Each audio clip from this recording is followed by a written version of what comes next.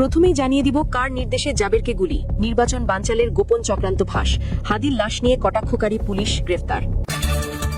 এদিকে গোপন আস্তানা থেকে অবশেষে যৌথ বাহিনীর অভিযানে সেনাবাহিনীর হাতে আটক খুনি ফয়সাল।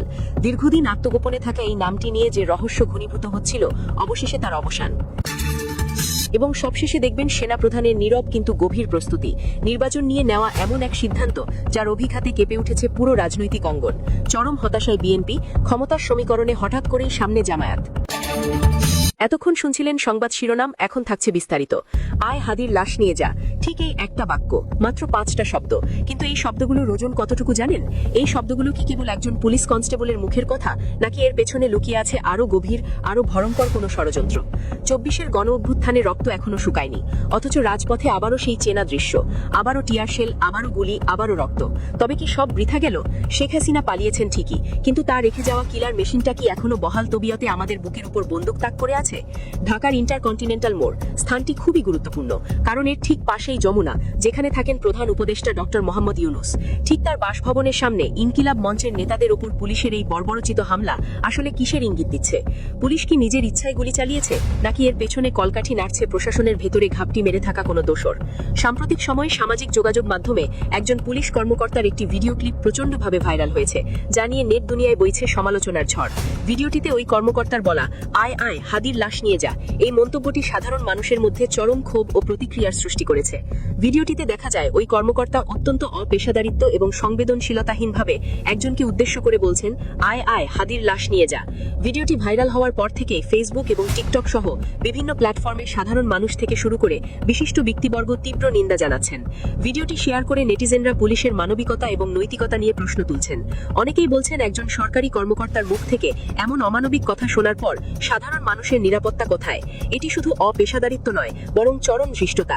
এই ঘটনাটি সাম্প্রতিক সময়ে পুলিশের ভাবমূর্তি নিয়ে চলমান আলোচনাকে আরও উস্কে দিয়েছে। সাধারণ মানুষ এখন তাকিয়ে আছে প্রশাসনের পরবর্তী পদক্ষেপের দিকে, জনগণের সেবক নাকি শাসকের ভূমিকায়।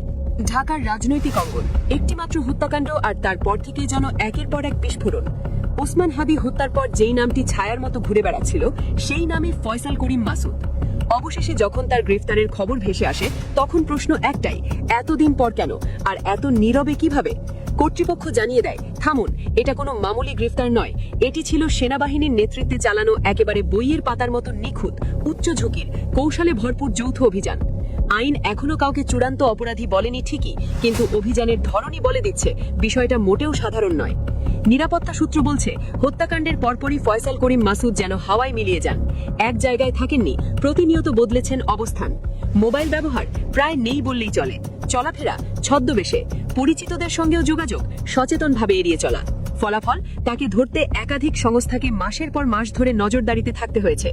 গোয়েন্দা বিশ্লেষণে উঠে আসে এক চাঞ্চল্যকর ধারণা, ফয়সাল রাজধানীর বাইরে অধা শহর এলাকায় আত্মগোপনে, কিন্তু সেখানেই সরাসরি অভিযান মানেই ছিল রক্তপাতের ঝুঁকি। আর এখানেই আসে টার্নিং পয়েন্ট। সেনাবাহিনী সিদ্ধান্ত নেয়, গুলি নয়, গেম। প্রথমে ছড়ানো হয় বিভ্রান্তিমূলক নিরাপত্তা তৎপরতার আভাস। উদ্দেশ্য একটাই, ফাঁদে ফেলতে হবে, তাড়াতে নয়। একই সঙ্গে সাদা পোশাকে একটি দল সাধারণ মানুষের ভিড়ে মিশে যায়। দিন যায় রাত যায়, নজরদারি চলতেই থাকে। শেষ পর্যন্ত নিশ্চিত হওয়া যায় সন্দেহভাজন নিয়মিত যাতায়াত করছেন একটি নির্দিষ্ট স্থানে, যদিও প্রতিবারই চরম সতর্কতায়। তারপর আসে সেই দিন, ভোরের আলো ফোটার আগেই সেনাবাহিনীর বিশেষ ইউনিট নীরবে ঘিরে ফেলে পুরো এলাকা। কোনো সাইরেন নেই, কোনো ধাওয়া নেই, নেই অস্ত্রের ঝনঝনানি। বদলে বেছে নেওয়া হয় সবচেয়ে বিপজ্জনক অস্ত্র, মনস্তত্ত্ব। ফয়সালের সঙ্গে যোগাযোগ আছে এমন একজন পরিচিতের মাধ্যমে দেওয়া হয় একটি একেবারেই নিরীহ সাক্ষাতের প্রস্তাব, কিন্তু সেই নিরীহ জায়গার চারপাশে তখন অদৃশ্য এক শক্ত নিরাপত্তা বলয়। সাধারণ মানুষের যেন এতটুকু ক্ষতিও না হয়, সেই হিসেব কষেই সাজানো সবকিছু। ফয়সাল আসে, পরিচয় গোপন রেখে কথা বলা শুরু হয়। সময় গড়ায়, সে বুঝতেই পারেনি চারপাশের বৃত্তটা ক্রমেই ছোট হচ্ছে। আর ঠিক সেই মুহূর্তে চারদিক থেকে ঘিরে ধরে তাকে পুরোপুরি নিয়ন্ত্রণে নেওয়া হয়। না গুলি, না চিৎকার, না রক্তপাত। এমন নিখুঁত অপারেশন যে অনেকেই পরে জেনেছে কিছু একটা ঘটেছিল। নিরাপত্তা বাহিনীর বক্তব্য স্পষ্ট, রক্ত না ঝরিয়েই পরিস্থিতি নিয়ন্ত্রণ করাই ছিল একমাত্র লক্ষ্য। গ্রেফতারের পর ফয়সাল করিম মাসুদকে সেনাবাহিনীর তত্ত্বাবধানে প্রাথমিক জিজ্ঞাসাবাদে রাখা হয়। এরপর শুরু হয় আইন শৃঙ্খলা বাহিনীর কাছে হস্তান্তরের প্রক্রিয়া। কিন্তু দর্শক, এখানে কি গল্প শেষ? না, এখান থেকেই শুরু হয় আসল ঝড়। হঠাৎ সামনে আসে আরেকটি সূত্র। তাদের দাবি শুনলে চমকে উঠতে হয়। তারা বলছে ফয়সাল রাজধানীর বাইরে ছিলেনই না, বরং ছিলেন রাষ্ট্রপতির তত্ত্বাবধানে। এত গোপনীয়তা, এত নাটক, সব নাকি রাষ্ট্রপতিকে আড়াল করতেই। আর রাজধানীর বাইরে গ্রেফতার একটি সাজানো গল্প। এই দাবির পর মুহূর্তেই রাজনৈতিক অঙ্গনে নেমে আসে তীব্র কম্পন। পরিস্থিতির গুরুত্ব বুঝে অন্তর্বর্তীকালীন সরকারের প্রধান উপদেষ্টা ডক্টর মোহাম্মদ ইউনূস সরাসরি প্রশ্ন ছুড়ে দেন রাষ্ট্রপতির দিকে। তার কণ্ঠে ছিল ক্ষোভ, ছিল বিস্ময়। তিনি বলেন, আমি সারা জীবন শান্তি আর ন্যায়ের কথা বলেছি, কিন্তু আমার সরকার কি তবে খুনিদের আশ্রয়স্থল? আপনার সরকারি বাসভবনে যদি খুনি ফয়সাল থেকে থাকে, এটা কি নিছক কাকতাল? ইউনূস আরও বলেন, হাদিকে সরিয়ে দিতে ফয়সালকে মোটা অঙ্কের অর্থ দেওয়া হয়েছে, এমন ইঙ্গিত তথ্য প্রমাণেই মিলছে। তার প্রশ্ন আরও ধারালো, এই কি সেই বাংলাদেশ যার স্বপ্ন মানুষকে দেখানো হয়েছিল? একটার পর একটা চমক, কেঁচো খুঁড়তে গিয়েই যেন বেরিয়ে আসছে বিষধর সাপ। ওসমান হাদি হত্যার পর্দা উঠতে শুরু করেছে। এতদিন যাদের দেখা যায়নি, তারা নাকি এখন আলোয় আসছে। পুলিশে তদন্তে উঠে আসা তথ্য রাজনীতির অন্দরমহলে রীতিমতো ভূমিকম্প ঘটিয়েছে। হত্যার মাস্টারমাইন্ড হিসেবে একের পর এক হাই প্রোফাইল নাম সামনে আসছে, আর সবচেয়ে বড় ধাক্কা রাষ্ট্রপতির নাম। তদন্ত সংশ্লিষ্ট সূত্র বলছে এটি কোনো একক ঘটনা নয়, এটি বহু দূর পর্যন্ত বিস্তৃত একটি গভীর ষড়যন্ত্র।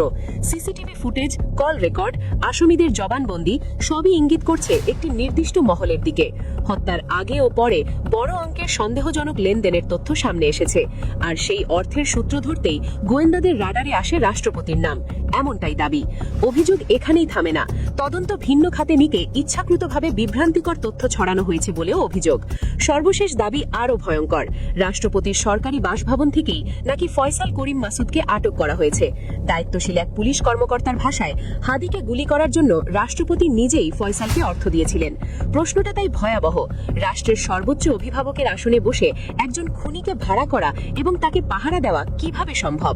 ওসমান হাদি হত্যাকাণ্ড এখন আর শুধু একটি খুন নয়, এটি হয়ে উঠেছে ক্ষমতা, ভয় আর বিশ্বাসঘাতকতার এক অন্ধকার অধ্যায়। যে সন্দেহকে এতদিন গুজব বলে উড়িয়ে দেওয়া হয়েছিল, সেখানেই লুকিয়েছিল সবচেয়ে বড় সত্য। প্রিয় দর্শক, আপনারাও যদি ওসমান হাদি হত্যার মূল হোতাদের বিচারের দাবি জানাতে চান, কমেন্টে লিখুন, হাদি হত্যার বিচার চাই।